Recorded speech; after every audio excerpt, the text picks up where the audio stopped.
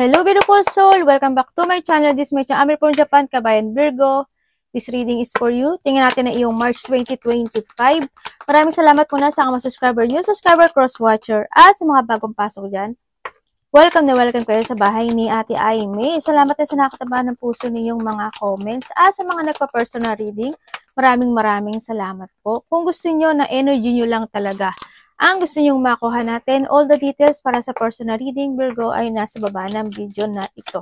This is a general reading, magkaiba ang general reading at ang personal reading. Kunin mo lang sa'yo at itapon ang hindi sa'yo. Maaring ito is vice versa, energy mo, energy ng person mo, energy ng malapit sa puso mo, nangyayari or mangyayari pa lang. Use your own intuition, lawakan natin na ating isipan. Kung hindi naman nagtugma at hindi mangyayari sa'yo, ibig sabihin lang nun ay hindi mo energy ang ating nakukuha. Igalang natin at irespeto kung kaninong energy ito. Para kay Virgo, ilan na ba to? 2, 4, 5. Isa na lang. Meron tayong 4 weeks sa March 2025, kaya kuha tayo ng 4. Yung mga possible, no? Yung mga possible na maganap o mangyayari sa'yo, Virgo. Wow! You will receive a gift. Congratulations kung ano man tong gift na to, no? Mukhang una pa lang ay maganda na. Yan, may makaka-receive ka daw ng gift. And syempre, there's a love. Ibig sabihin is, March is all about love, no? Mga happiness, good things, purity. Kung titignan mo dyan, diba? Puso, tapos white rose, ganyan. It's more on good things. Yeah, may mga good things happen. Kung pisa pa lang naman is gift, diba? Sabihin, maganda siya. Yan. It's more on love. And syempre, nandito pa rin yung protection from a powerful friend. Maaring ikaw ito, si dog, or maaring someone, diba? Na very protective sa'yo or very protective ka sa kanya. Ganyan. May mga tao na talaga na loyal sa'yo, no? Sa nakita ko to. And we have the torch. Spiritual development, enlightenment, awareness, and understanding. Mas more ka magiging understanding, ano? Talagang ang ganda ng card mo. Kasi why? Handito yung magkakaroon ka ng mga developments sa iba't ibang aspeto ng buhay mo. Halimbawa, sa pera mo, sa health mo, sa stability mo, sa family mo, ganyan, sa friendship mo, lahat yan. No? At dito na yung mas more kang magmamatured or mas more mong maiintindihan yung mga bagay-bagay o sitwasyon na mga magaganap o mangyayari sa iyo. Yan. Ang nakikita ko dito sa lahat na to, it's more on pumapasok din ang pagtulong at pagbibigay ng advice or ganun. yun na yun. And also, younger man. Kung maybe you are dealing with a younger man, maring anak mo, maring nakababata mong kapatid, o mas bata sa'yo, o kung sino man siya. No? Maganda pagtutulungan, pagmamahalan, pagkakaisa. Yan. And syempre, we have the lobster. Oy, may pinch ka ng diba? Financial, ibig sabihin is maraming darating sa'yo by this March. Ibig sabihin, may mga financially din to, financial stability. Yan, may mga magaganap o mangyayari sa iyo maganda. Kasi yan na yung magpipitch ka na ng mga mo, ng iyong mga lucky. Diba? Uy, ang ganda ha. Congrats ha. First week ni Virgo. I-grab mo na to. No. Ano ang possible na mangyari in your first week, Virgo? March 2025. Tingnan natin.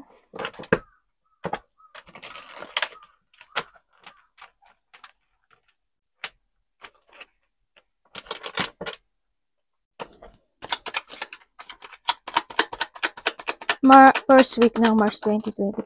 Thank you. Okay. Kaya pala.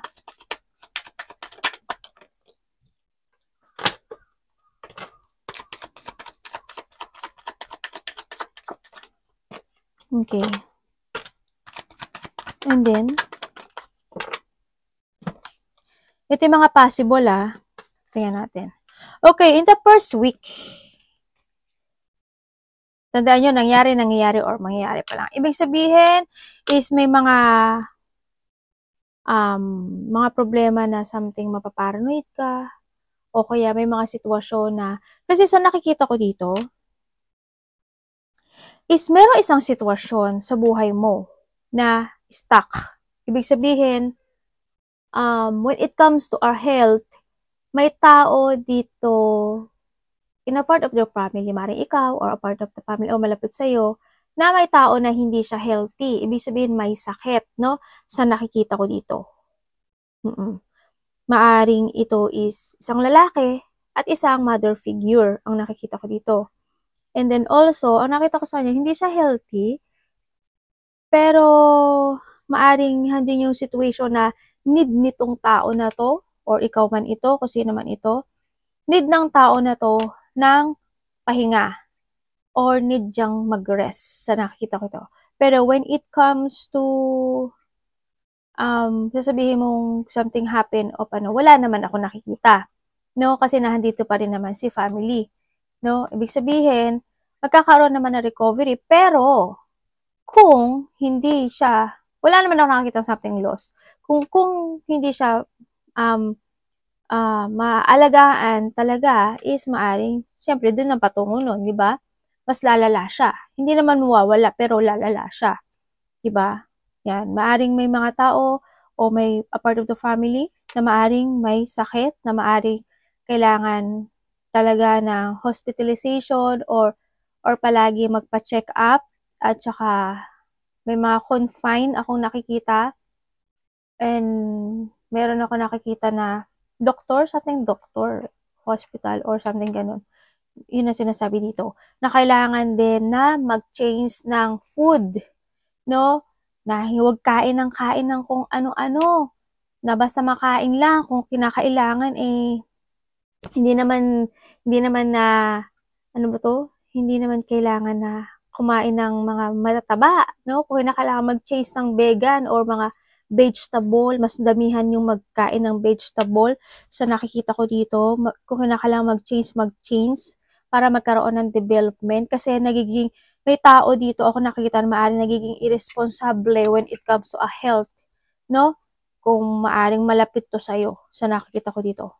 Irresponsible siya sa pagiging, hindi siya maaring hindi niya napupukusan maigi yung kanyang health, baka matigas ang ulo nito, ganyan, kaya kung ano na lang ang nakakain niya, no? Yun na nakikita ko, kailangan ng pag-aalaga nito. Kasi maaring magkaroon ka ng mga depression. Sa iba naman sa inyo is may mga unexpected change happening. Yan, may kakaroon na ari ng mga, kasi when it comes sa health is, sa pera, sa health, sa financial, is kailangang maghigpit. Ang sinasabi dito kailangan maghigpit. Kaya handito rin si Lobster. Ibig sabihin, pitch ka nga ng pitch, pero yung pagpipitch mo lumalabas dito. Diba? Ibig sabihin, mag-pitch ka, pero you need mong maghigpit.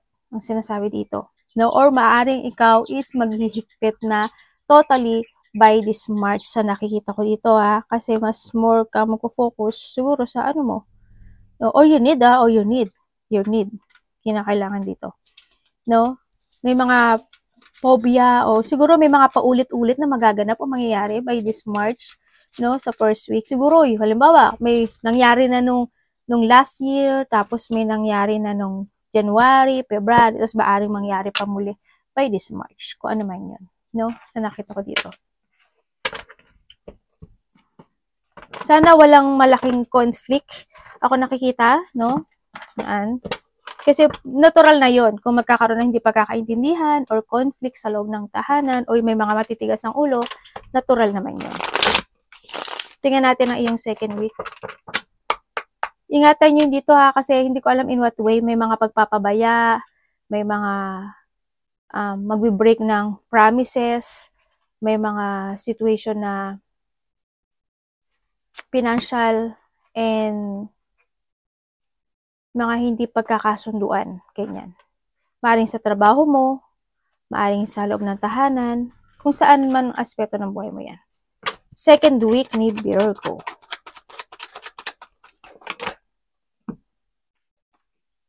Devil agad.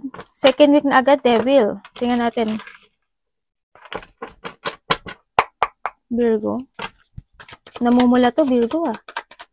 Second week, March. Okay. Nagsabihin, oh my God, Leo, look at this. Leo. Virgo. May tao dito na binablack magic ka. Or may tao dito na binubulungan ka, sineseremonyahan ka. No, kung sino man to, I hope, maaring this is a friend or kakilala mo na or a third party relationship. Okay? If ever na meron kayo. Tingnan natin. Pero tandaan mo, you have a blessing. Yan, no? May blessing na darating sa'yo. Tingnan natin. May mga tao na may masamang pakay sa'yo. Talaga? Bakit? Medyo hindi maganda yung nakikita ko, ah. Bakit mo ganito?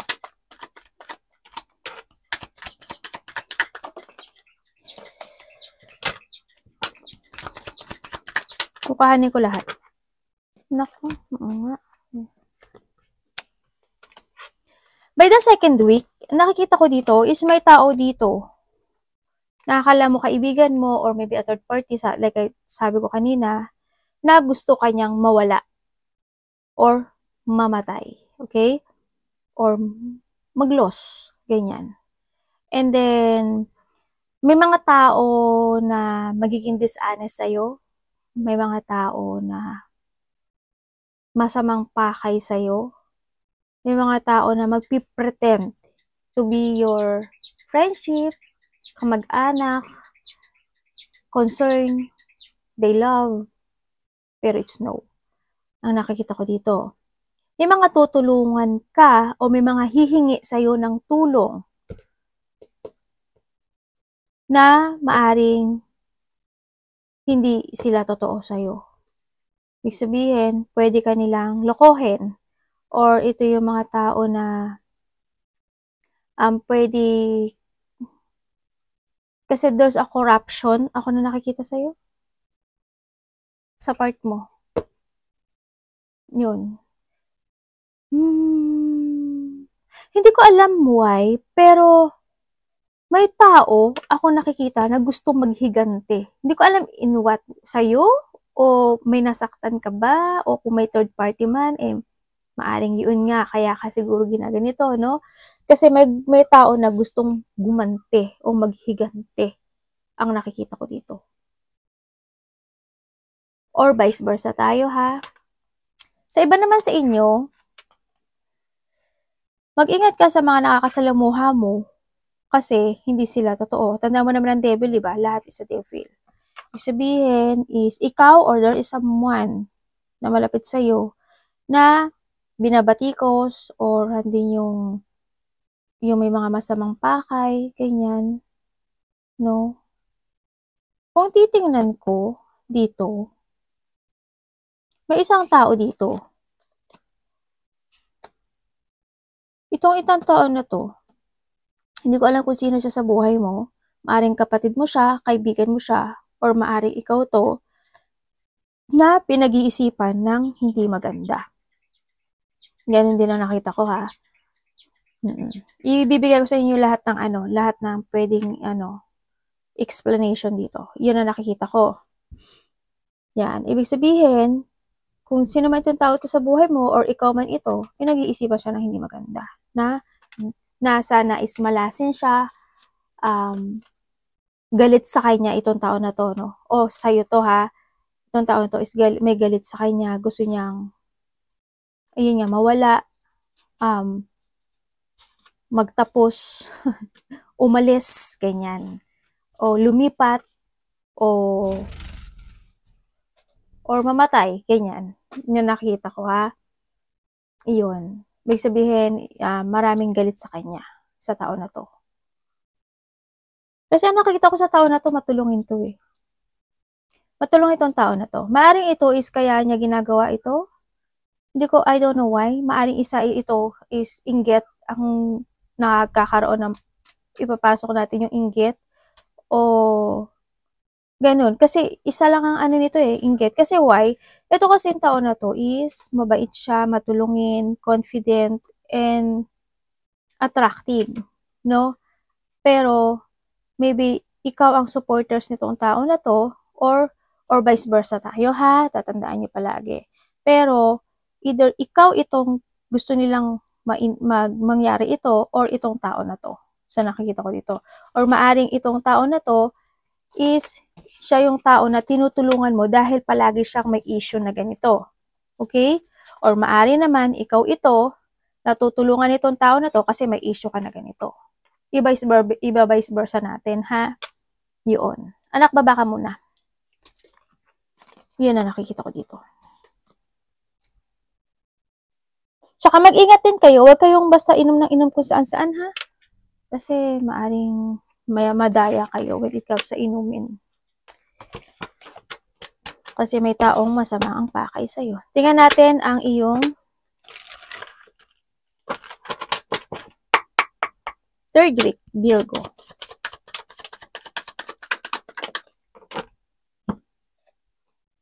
Huwag ka mag-alala ha, kasi you are guided with your angel.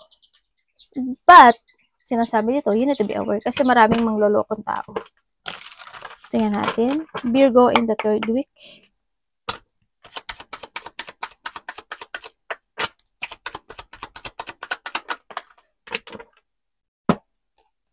Dito is maaring ikaw is tutulong dun ha, or tutulungan ka niya ha.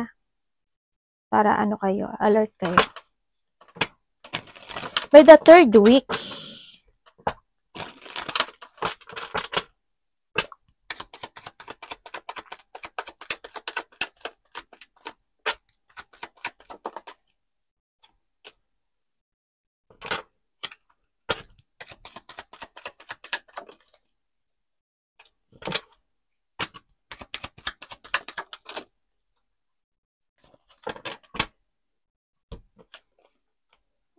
okay. Okay, by the third week, ang nakikita ko sa iyo, Virgo, is nandito kasi sitwasyon mo na maaari may mga malalaman ka katotohanan, or nandito na yung sitwasyon mo na mas more kang mag-iingat sa iyong kaperahan, no? Sa nakikita ko to, sa iyong kaperahan, sa iyong business, sa nakikita ko dito. Andito rin yung nakikita ko na maaaring magkakaroon ka ng travel, or you are preparing for a traveling, no? Sa nakikita ko dito. And also, nakikita ko rin dito na kasi this is more on growth when it comes to an idea and focusing sa pagpasok ng mga pera mo this time. Nandito talaga pumapasok dito si Lobster, no? Sa nakikita ko dito. Magpipitch ka ng pera, ng financial mo dito by the March. Then, sa nakikita ko dito, maaaring ikakat mo na yung mga dapat ikat, ima-minus mo na yung mga dapat ima-minus, maglilib behind ka ng mga bagay o sitwasyon mo sa buhay mo para magkaroon ka ng stability into your mind.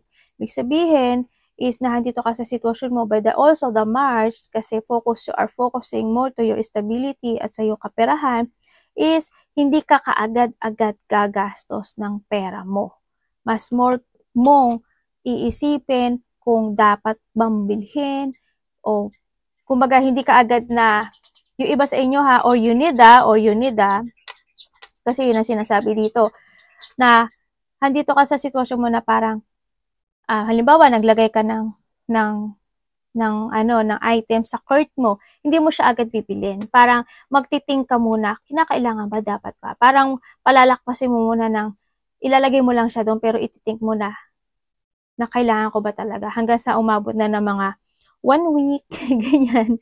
Umabot na ng kahit na mga 6 days, 1 week, ganyan na nakikita ko sa'yo dito, no? Kaya, and then, pag after nun is, ay, hindi ko pala siya kailangan. Then, aalisin mo siya.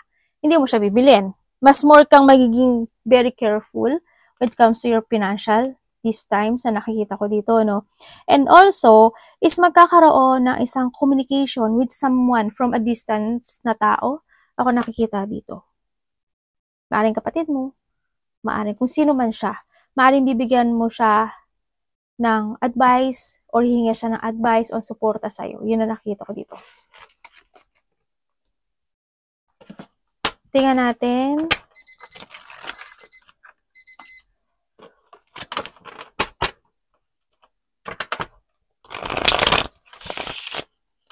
When it comes naman dito sa iba sa inyo, maaring may tao, ako nakikita, nahahanapan ka ng butas. No? Kung maghahanapan ka ng mga mali, ganyan, sa nakita ko dito. Sa iba sa inyo, ganun. Tingnan natin ang iyong 4th week ni Virgo. Sa nakikita ko rin dito kasi mas more magpapahalaga ka when it comes to a money, no? And when it comes to an stability in the future, as mas more kang magiging maalaga. No? When it comes sa health mo, sa mga tao na mahalaga sa'yo, ganyan, sa business mo, if ever na meron ka, doon ka magpo-focus eh. Sa nakita, mas more kang magiging wiser, mas more kang magiging strong, and then handito na rin yung pagkakaroon mo ng accepting sa mga lesson mo na nangyari sa buhay mo. Ganyan. It's more on changes ang nakikita ko sa'yo dito kasi you're looking to the future dito ha. Nagmo-move forward ka kasi. Sabihin may ililibihin mo na talaga yung mga situation in the past na hindi nakakapagbigay sa'yo ng growth o ng stability into your life. Tingnan natin ang 4th week.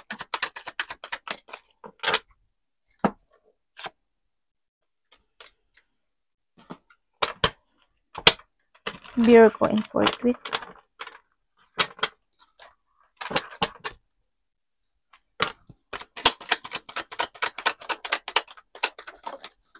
Wow. Look, self-love. Diba?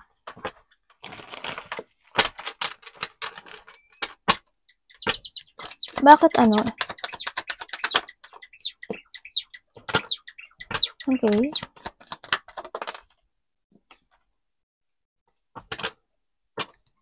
Bakit? Oh, okay. Just wait a minute in the 4th week,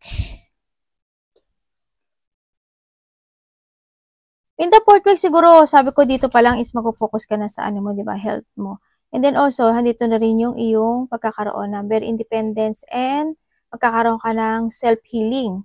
No? Dito, ano ka na yun? Pagkain?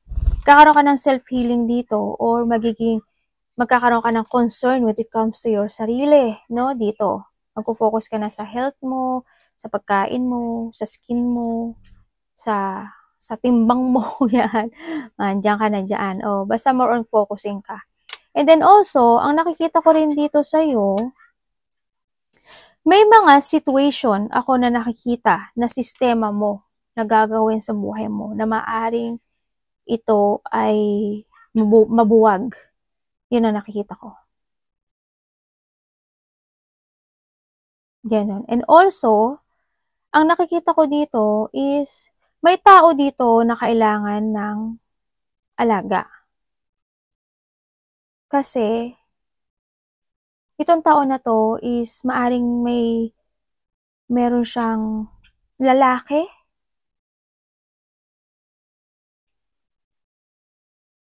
Meron siyang nararamdaman. Meron siyang nararamdaman sa sarili niya o sa katawan niya. Hindi siya healthy, no? Sa nakita ko dito. Dito is lalaki. Sa nakita ko dito. Maaring hindi niya sinasabi sa'yo. Or talagang may issue na siya sa kanyang health issue. Ganun. Hindi lang siguro siya nagsasalita sa nakita ko dito. Pero nakakaramdam siya ng pain. Ako nakita dito. Hindi ko alam kung why. Ang nakita ko dito, hindi siya makahinga. Or hirap siyang huminga. Or may related sa kanya ang puso. Yun nakita ko. Hindi ko alam kung babae ka, siguro ikaw to. O kaya kung lalaki ka, ikaw to. Ganyan. Yun na nakikita ko ha, meron siyang health issue na maaari dapat ay alagaan siya. Ganon. Mali ba dito babae, pero nandito rin kasi sa babae, pero is more on ano siya, maaring kuya mo, tatay mo, asawa mo, kung sino man siya, sa nakikita ko dito, yun. Tingnan natin anong nangyari. Anak, baba ka muna.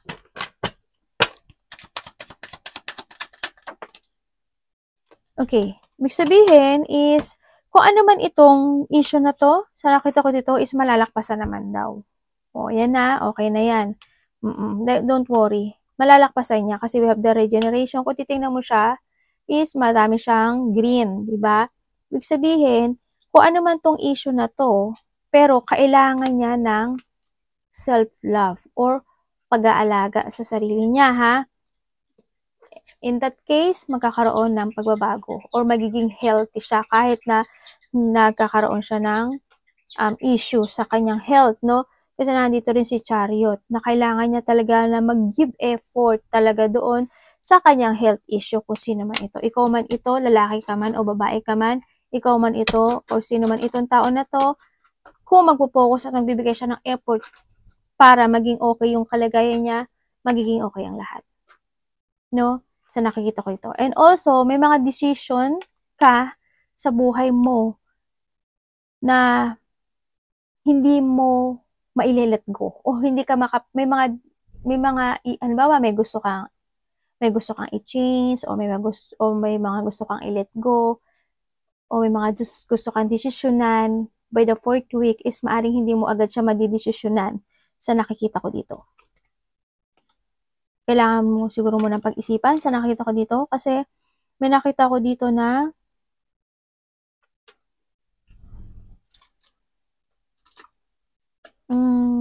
may tao daw ako nakikita na maaaring kokontrolling ka. Sa iba lang ha, sa iba hindi to lahat ha, pero sasabihin ko, may tao dito na kokontrolling ka.